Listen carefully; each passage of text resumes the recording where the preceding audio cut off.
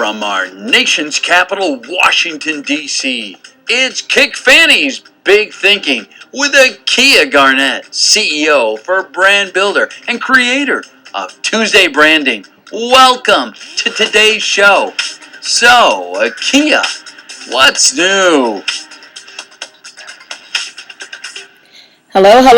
It's Akia Garnett, your host for Kickfannie's Big Thinking with Akia Garnett. And thank you so much for joining me today and this week for this episode that we're going to focus on regarding crisis management. Really interesting topic, really critical things to think about right now, considering all the things that are going on in the headlines across the world and so many of those things happening in our own United States. Now, what's big right now, what continues to happen is this whole Ebola crisis, and I don't want to seem like I'm harping on the Ebola crisis because I've been talking about it in several past episodes, but it's still very big, and it still has the potential to create tremendous damage, not only across the world, but again, here in our own United States. Now, one of the things that came out recently is that Nigeria has declared itself to be an Ebola-free nation and saying that it won't have any new cases. And to some people, that's really good news. To other people, there's some anxiety that comes along with saying something like that, with being able to surely say that there won't be any more challenges and health crisis concerning this awful virus that has taken so many lives already and has created so much systemic impact. Impact that hasn't even come to the surface yet has been taking place regarding Ebola and the travel industry and the tourism industry and the international marketplace and currency and all of the things that keep our world and global economy going. Those things are being impacted. Some of them are just sliding through the headlines because they're not as pressing today, but they may be tomorrow. And so we've always got to be vigilant over our brands in corporate America, and we've always got to make sure that we understand what could possibly happen. There's these whole there's this concept called what if analysis, and there are people who actually just sit around and create what if analysis. What if this happens? What if this happens? What if this happens? What if the sky falls? These are things that we do have to think about. It can be a bit drab to think about it too much, but it certainly does help us to cut off potential damage, brand deterioration, and all sorts of things that can take us years, decades, if ever, of an opportunity to recover. Now, today's guest is just a real treat for us to have. We are so delighted to welcome to our show Philip J. Crowley. It's PJ to some, and he is a professor of practice and distinguished fellow at the Institute for Public Diplomacy and Global Communication at the George Washington University, where he currently teaches courses on public diplomacy and crisis communication. He appears frequently as a national security commentator on national and global television networks. His opinion pieces have been published in a wide range of print and online outlets, including the Washington Post, The Guardian, and the BBC. He's also a member of the board of directors for Al Jazeera America. You may remember him from his role as Assistant Secretary for Public Affairs and Spokesman for the U.S. Department of State between 2009 and 11. He served under Secretary of State then Hillary Clinton and was the primary U.S. government interlocutor with major media regarding the impact of release of classified diplomatic cables by WikiLeaks. He resigned from that position after making public comments critical to the government's pretrial treatment of Private First Class Bradley Chelsea Manning. And we're going to talk a little bit about that a little bit later in the show. But the first thing that we're going to focus on is the work that he's done in the public sector. He's dedicated a tremendous amount of his time to public service. He's served our military. We thank you. We thank you for your service. He's also married to a woman who has also served in our military. We thank you for that. We thank your wife for that. And we welcome you to Kickfannie's Big Thinking. How are you doing today? Pleasure to be with you. Fascinating topics and difficult issues to work through.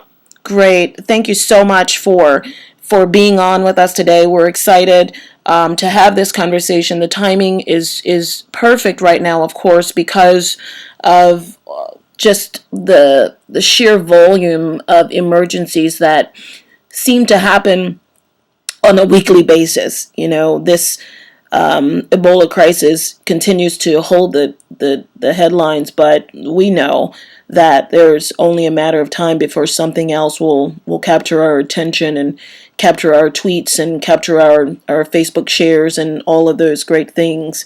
And then that won't be the last thing either. And so won't you please spend a few moments helping us understand how you were able to navigate, at such a high level in your service as a public servant?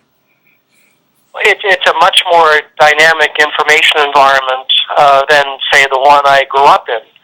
I grew up in the era of Walter Cronkite, and a relatively small number of major media outlets. We all tuned in at 6:30 at night, to listen to Walter or Chet and David or other commentators.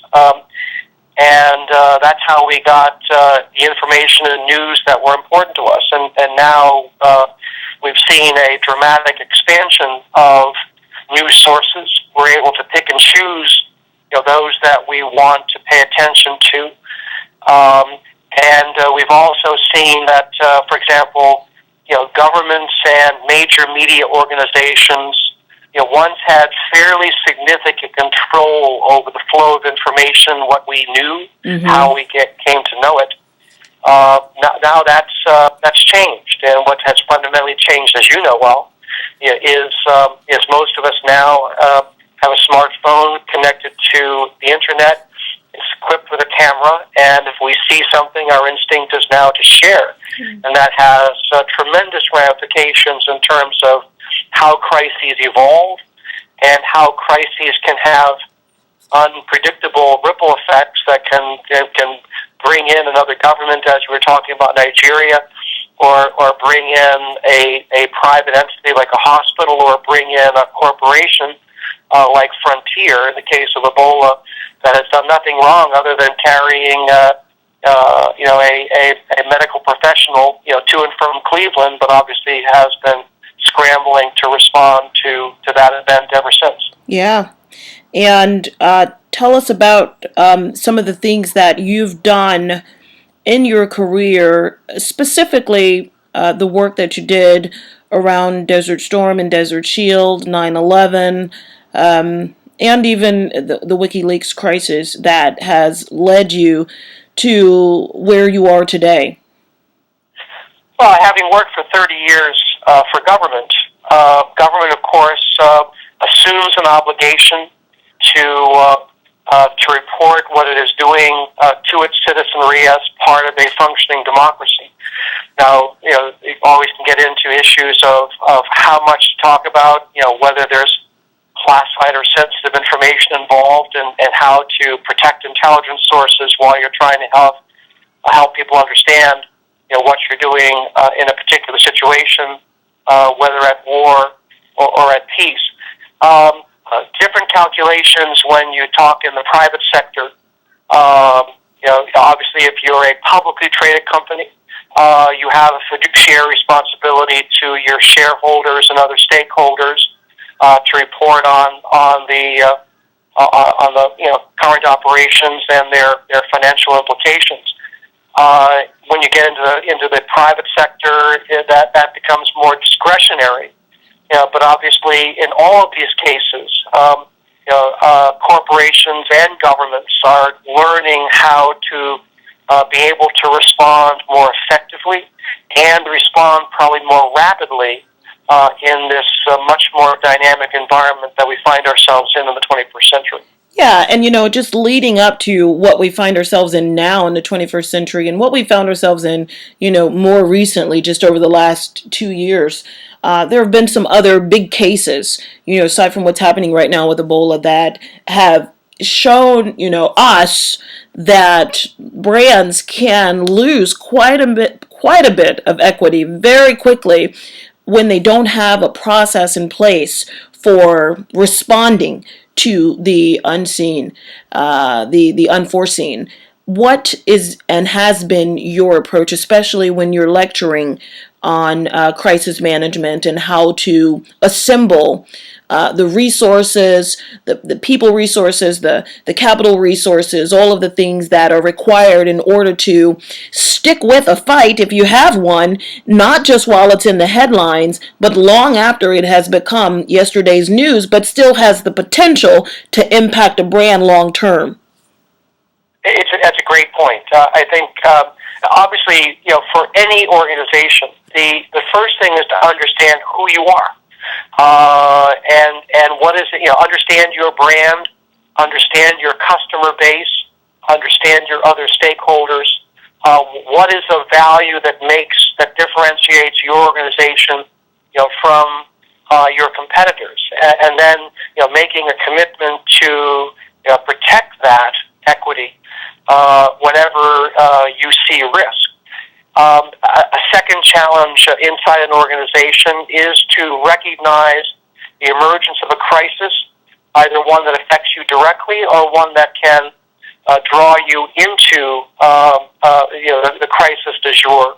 As we've seen with the unfolding Ebola crisis. You mentioned at the start of the show Nigeria. Nigeria is a very good example of a West African country, the strongest in West Africa. It's in the Ebola neighborhood.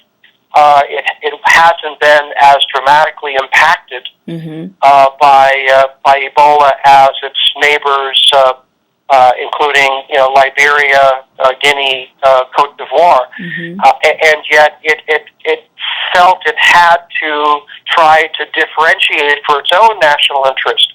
What was happening in the country, and there have been several people who've died of Ebola after traveling to Nigeria, but also differentiate and say, yes, but based on an effective response, it can say at the present time that it is Ebola-free and has not detected any new cases in the requisite time outlined by the World Health Organization. The perfect example of being proactive in addressing the ripple effects of a crisis, even though Nigeria was not necessarily ground zero in terms of the Ebola outbreak in West Africa. So being able to both recognize danger, respond within an organization to that danger and that risk, and having a process already in place before the crisis hits as to how you're going to respond to it, who's going to be involved in the process that determines what to say, what not to say, what to do, what not to do, and being in a position to recognize risk and respond to it in real time. Yeah, and in your research and your work, have you found any real statistics that show the long-term impacts nominally? Brand deterioration, if you will, loss in market share, loss in your customer base, and some of the other things that may not be so evident on the surface of a brand. You still go to their website, it's still working. You still go in their stores and they still have inventory on the shelves. But behind the scenes, there are things happening. They're closing down shops all over the place. If this is a retail outlet, they're closing down stores all over the place. They're transitioning staff. They're moving their operations. All these things are happening unbeknownst to the general public. But these things could be happening as a result of some systemic impacts that, took place. Here's an example with BP Oil and the awful Gulf oil spill that took place, and of course that had some real environmental impacts.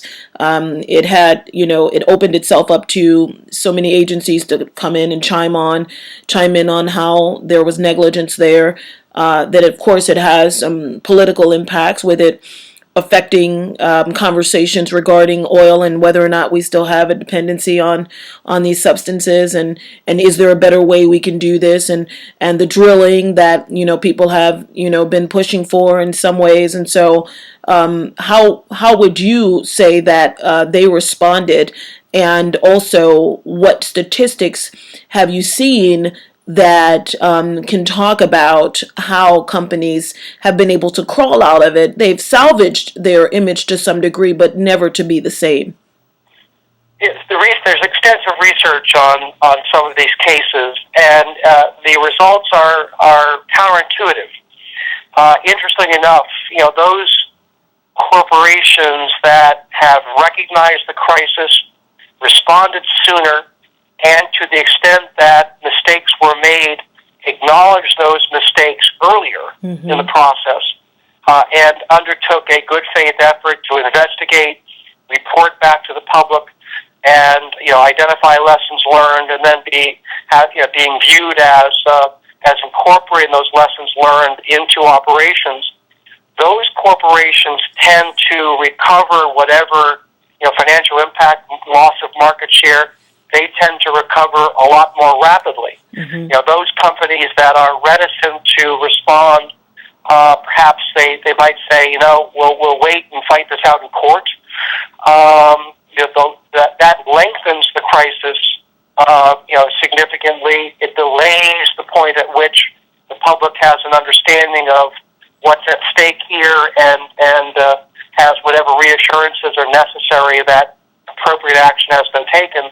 The longer the crisis goes on, the greater the long-term, financial impact to a corporation. And so, the first instinct is, we'll wait to see if this affects us. Those companies that tend to do better are those that anticipate a crisis and respond to it, and in fact are able to some extent, control the response. Anyone who is able to reveal the crisis, what went wrong, here's why, they tend to do better. Yes, and when you have, a situation like, going back to Ebola, where you have all sorts of vendors and strategic partners and forces that are related to doing business within the healthcare system, then again you have this undercurrent of impact and damage that's taking place when it comes to staffing, when it comes to security measures that must take place. Somebody's got to pay for it. Somebody's got to be able to put some new standard operating procedures in place. Someone's got to do all the research. Someone has to determine the feasibility for actually doing all of these things. You've got this going on, but then you've got the public crisis management taking place as well. And of course, there are some schools of thought, as you know, that are communicate early, communicate often. But as you've said, when it's a public situation or a publicly traded company, you've got that fiduciary responsibility. When it's a privately held company, say like, for instance, in a different situation with Chick-fil-A and the challenge that they had not long ago with who they would service and certain people that they felt that they would cater to versus others, you've got a bit more flexibility with how you respond. However, you still are subject to the same losses when it comes to market share and loss of customer base and so forth. How do you respond to that? Well, those can be very different situations. One in which external factors drew you into a crisis. Obviously, if you're, for example, the hospital in Dallas that had this Good Samaritan who had come from Liberia, had been involved in treating Ebola patients there, walked into the hospital and said, I don't feel well. You're drawn into a crisis of the moment. In the case of Chick-fil-A, comments by your chief CEO, heartfelt as they may be, actually created the crisis. And so they are very different. But in the case of the Dallas hospital, it just sent out a letter to the Dallas community, bought a full page ad in the local newspapers, and and acknowledged that mistakes were made. That when Mr. Duncan walked into the hospital, he was obviously ill, but they didn't necessarily recognize that he had been exposed to the Ebola virus. They sent him home, only to have him come back to the hospital subsequently, now very ill, and he died at the hospital. And the process has affected some of the medical staff who treated him. Yeah. But they've acknowledged the mistake. They've started an investigation. They've pledged to keep the community fully informed about the results of their investigation. They've recognized that they still have work to do to fully train their staff to deal with these kinds of viruses, and I've obviously started a long-term process of reassuring not only their patients, their staff, and the local community that they are a safe and effective place for people to receive medical care. And if they do this well, this will be a process that takes not days or weeks, but should be continuing long after the Ebola crisis leaves the front pages of our nation's newspapers. Yes, exactly. And when you talk about it takes, long time, it takes a long time to continue addressing and putting out those fires and making sure it's completely out. What have you seen in terms of timelines and time that companies have spent cleaning up some of the damages that could take place as a result of an unforeseen challenge? Yeah, it can vary crisis by crisis. You mentioned earlier British Petroleum. That's a crisis that now has been a matter of years, and yet it's a crisis that's not yet done. Certainly, the company stumbled early on. Its CEO was its primary spokesman, and he wasn't necessarily the most effective spokesman for the corporation. They got better over time. They have pledged billions of dollars to help the Gulf Coast recover, and they've been able to visibly demonstrate their commitment to the Gulf over months and years. Now they've got a separate campaign going on to critique the process that is still underway of administering reparations to those who have been allegedly affected by the crisis, but they are concerned about the level of claims by chefs or other people that did not necessarily, their businesses were not evidently directly impacted by the Gulf oil spill. So this is a case where, and this is probably because that while perhaps the region has been reassured, on the other hand, as a publicly traded company, they still have concerns about how Wall Street will view their long-term financial stability. So this is an example of a crisis that even though the headline stopped 2 or 3 years ago, the company is still very, very focused on the crisis because their future viability depends on it. Well, and just to make things even more complicated in terms of the types of crises that we've seen over the last few years and how they originate and how the timeline can vary with response and the damages and the varying range of dollars that can be shoveled out to make it all go away. You've got a situation like Penn State and their own crises and the way that, not necessarily in the heinous act that took place there over a period of time, but the fact that it wasn't all that much a secret as it was originally told to the public, and it's a wonder if they are still climbing out of that. I believe that they are. I don't believe the public has 100% forgiven them for that. I still think that their brand is suffering and deteriorating as a result of a lack of corporate responsibility and just social responsibility as a whole. Penn State is an incredibly rich case in this respect. It is an example of a luxury that an organization had. Penn State was the first to know there was a problem. They seemed to recognize the problem, but unfortunately thought that it could be contained, and they didn't. They had time to be able to reveal the crisis on their own terms, and failed to do that. They were concerned about protecting the integrity of their football program, but in the process lost sight of what their broad mission is and their responsibility to children and their responsibility to the community, and have suffered as a result of that. This is a case that is still reverberating, but they've had to and have done some very effective work in thoroughly investigating it. They hired the former director of the FBI, Judge Louis Freeh, to conduct a no-holds-barred investigation that was a very significant indictment of Penn State's leadership.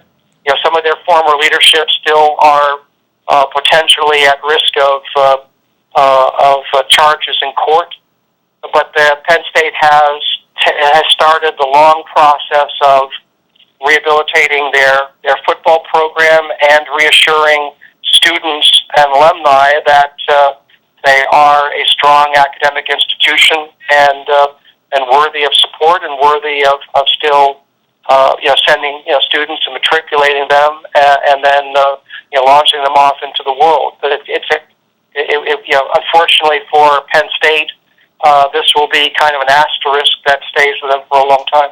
Yeah, it really is unfortunate because they have done so much great, and to have something like that blemish, put that type of a blemish on their record and organizational character, if you will, is just really unfortunate. And so I do hope that they, really find themselves out of that situation where they can focus and have their focus be on what it should be, which is educating America.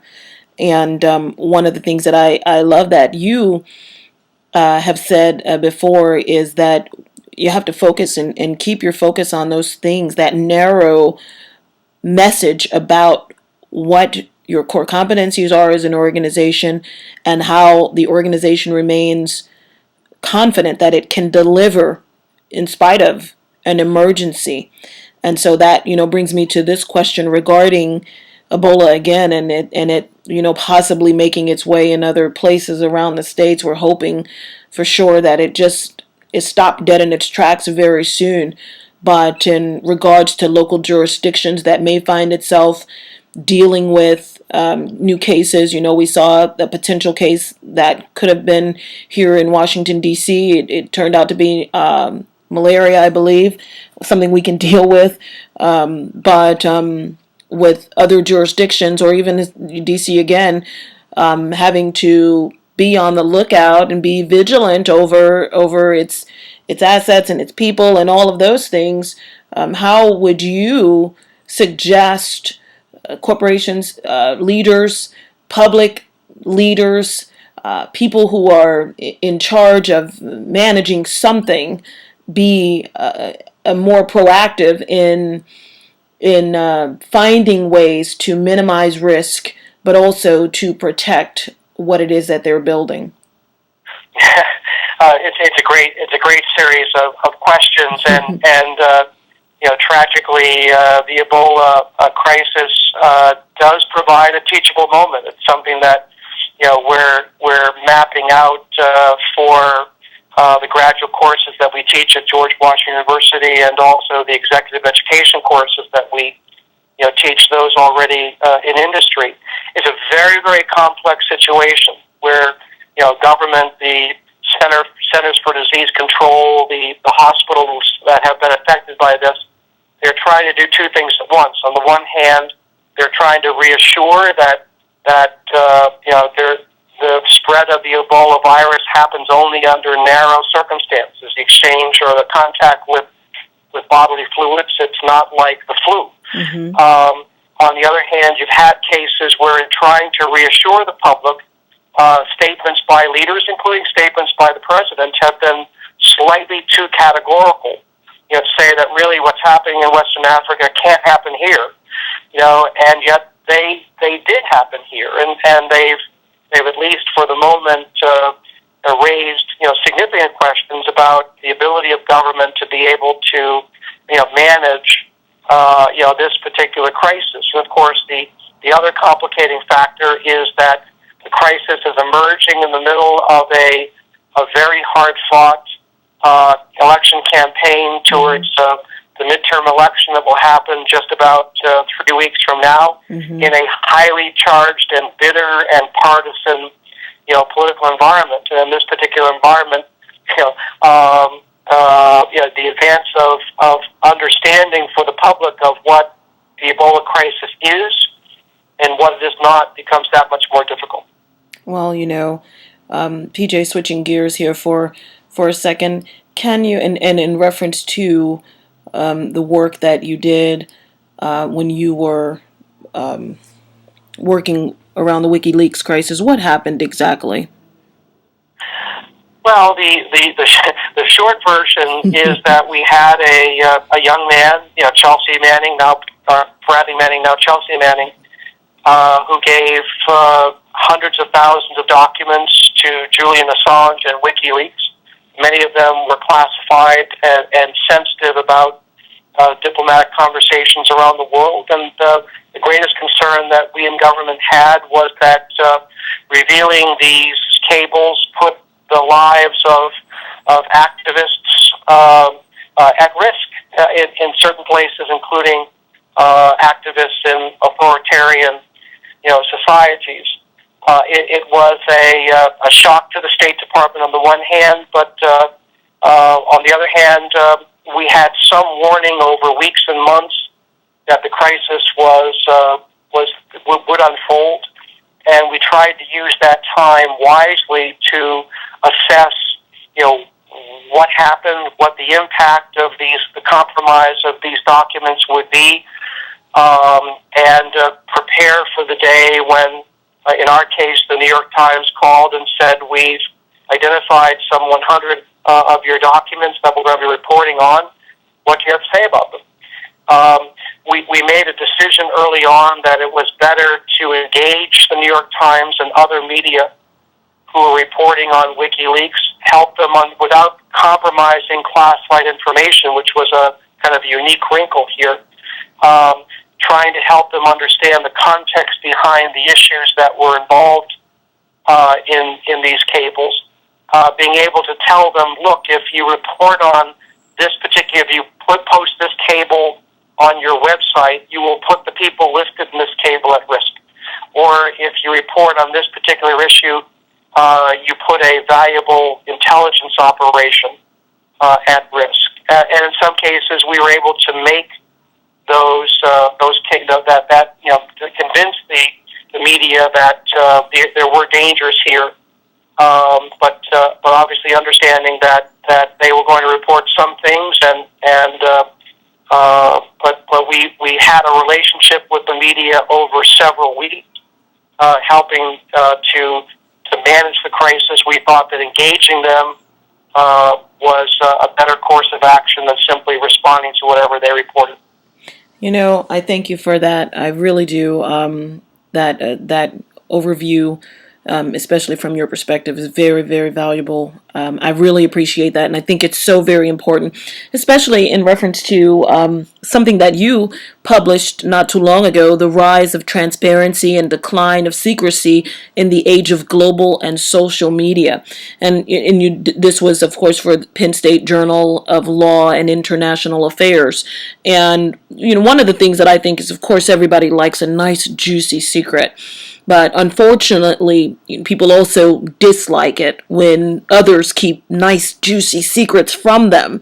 And so we live in this age now where secrets are able to be discovered in very, very sensational ways. And it's why it's so important to function under transparent objectives within organizations, and to have that as part of the corporate culture and a part of the organizational culture, regardless of what kind of organization you're working for. And with you being part of public diplomacy and also global communication, what are some things that you've seen organizations begin doing to help share information internally, not just so that their employees can see things that are taking place outside of the organization and they're getting that stuff from the headlines, but more so having staff and having those folks that are affiliated within the organization feel as if they are informed, and that there is a freedom of exchange and information, and that information is forthcoming and available, and that the organization is trying to function at a higher capacity of transparency. Well, you raised several interesting points. I think first it is obviously recognizing that there is a crisis, and being able to put that in perspective. The other is understanding that once you understand that you're in a crisis, recognizing that how you respond will either make the crisis deeper or mitigate the crisis over the long term. If an organization responds too defensively to a revelation, it's going to deepen the suspicions and loss of trust as a result. Whereas if the organization is forthright, candid, admits mistakes, then you can actually, as the expression goes, in every crisis there can be an opportunity. Yeah. Now, from a governmental standpoint, having gone through WikiLeaks and more recently all of the revelations by Edward Snowden, would the government be better off if these revelations hadn't occurred?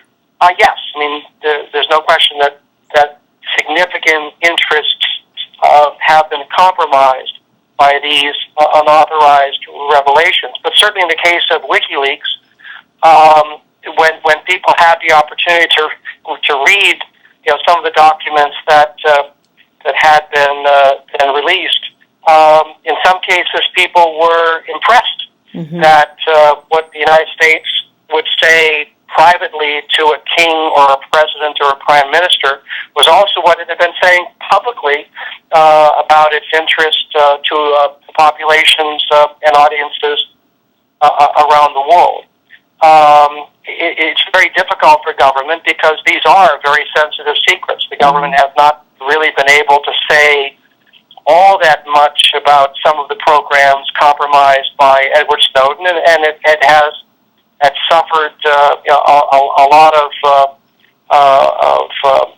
wounds over questions about intelligence agencies monitoring cell phones and amassing vast volumes of information.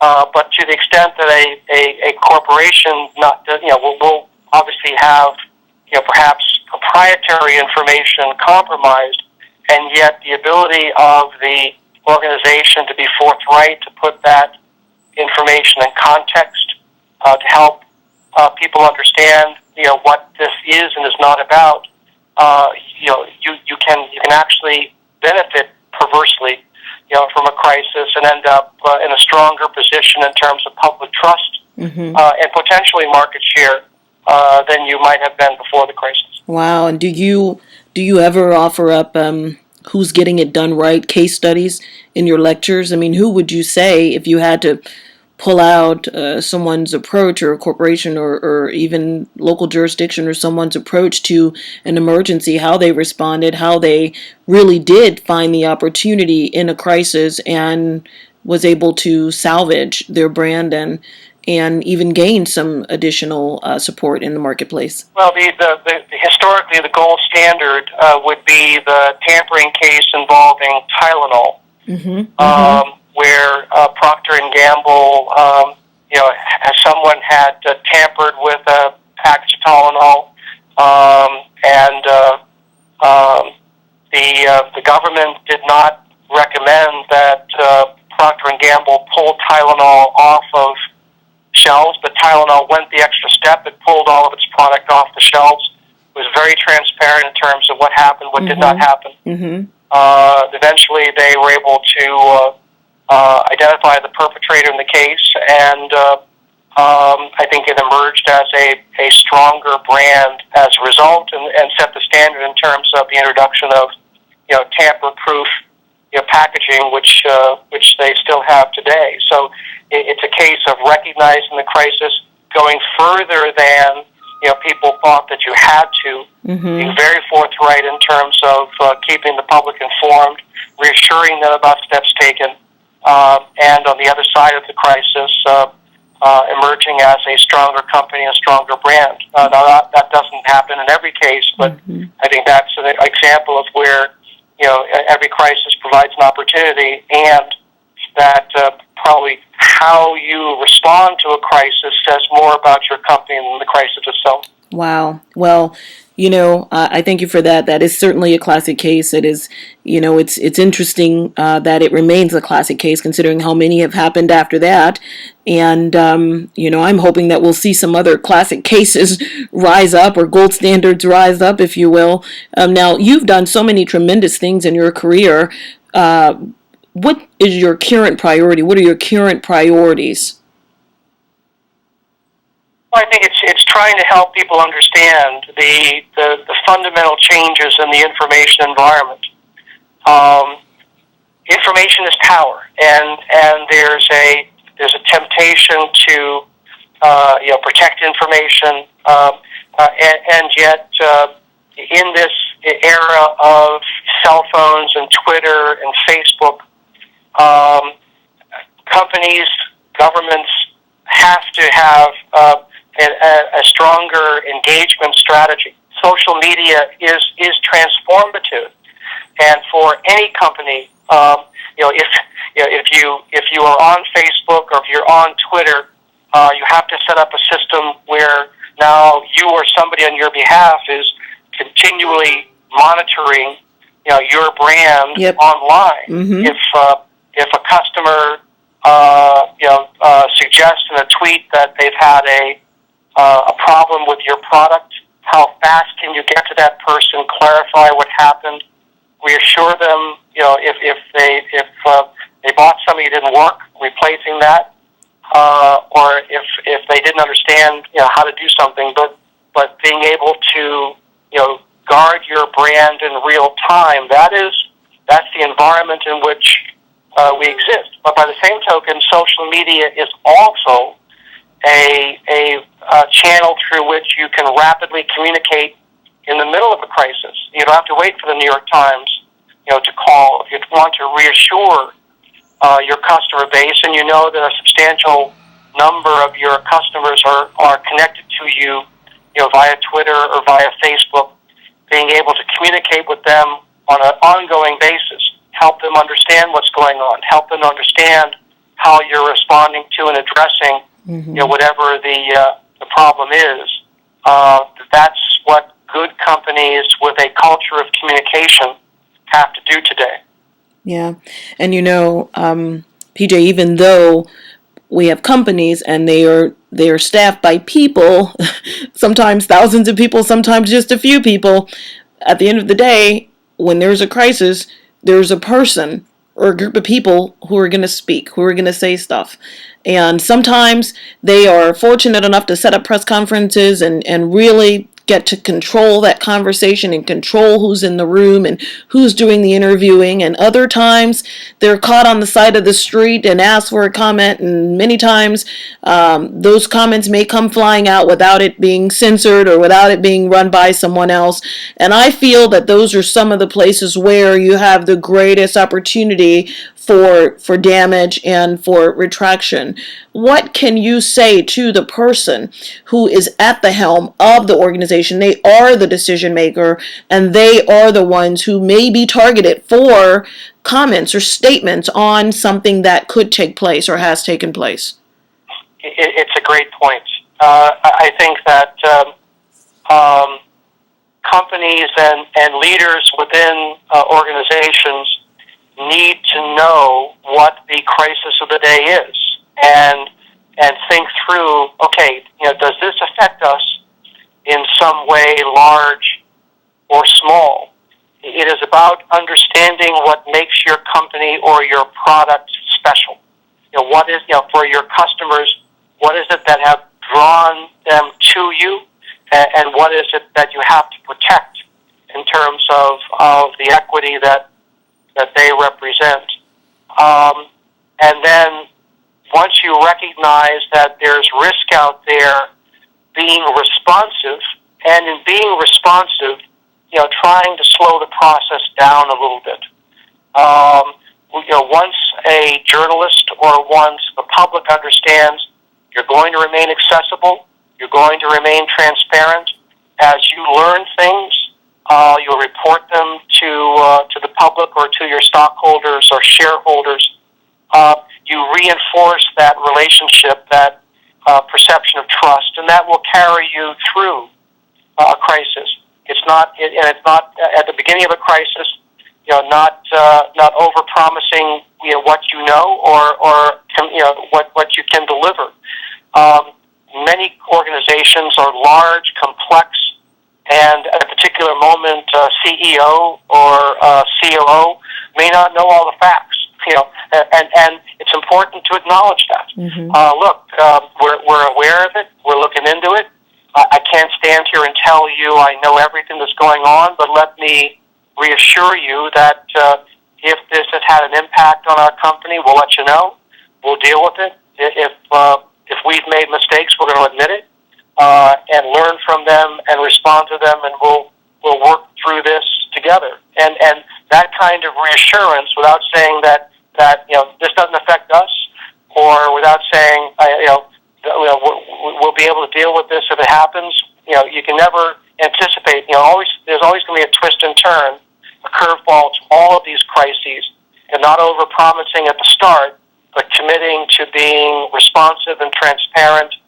Those are the kinds of characteristics that will carry you through, whatever crisis, whether it's one that you anticipated or one that just fell on your doorstep. Thank you so much. Tell us how people can find out more about the program that you support at the George Washington University.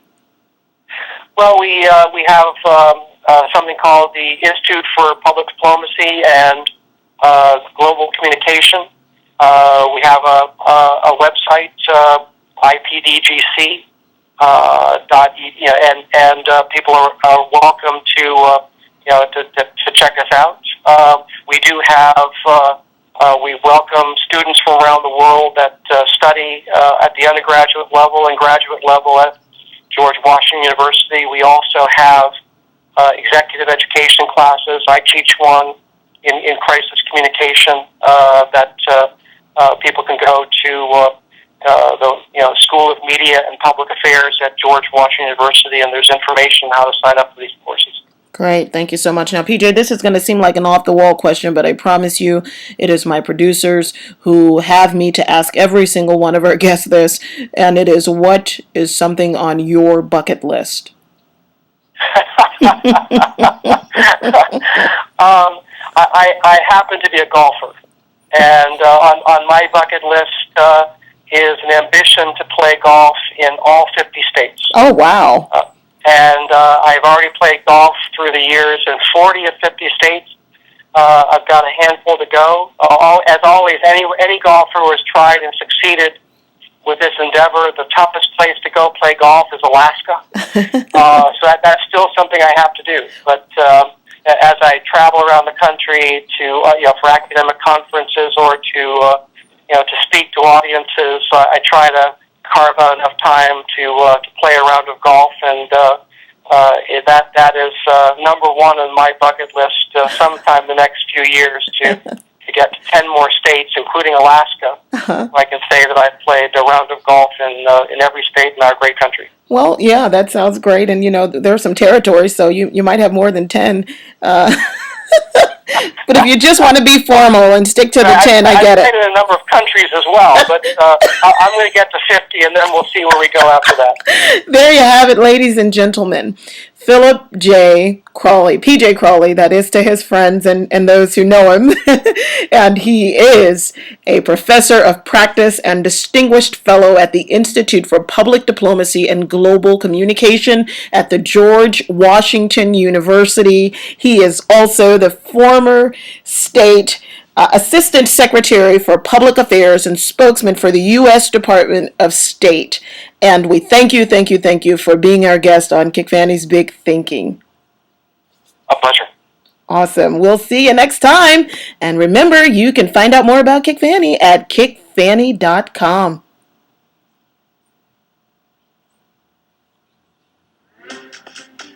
You've been listening to Kickfannie's Big Thinking with Akia Garnett, a Kickfannie production. Akia Garnett is a Kickfannie.com contributor, and she's CEO for Brand Builder and a national columnist for Minority Business Entrepreneur magazine, a leading source in supplier diversity and inclusion. Be sure to join Akia for Tuesday Branding on social media when she brings news from across all platforms for small business owners and entrepreneurs all day, starting with the Akia Garnett Show, 10 a.m. Eastern, and Kickfannie's Big Thinking with Akia Garnett at 6 p.m. Eastern, ending with My Brand Chat on Tuesday nights at 8 p.m. Eastern. See the full Tuesday lineup at Kickfannie.com and KiaGarnett.com. And we'll see you next week on Kickfannie's Big Thinking with Akia Garnett.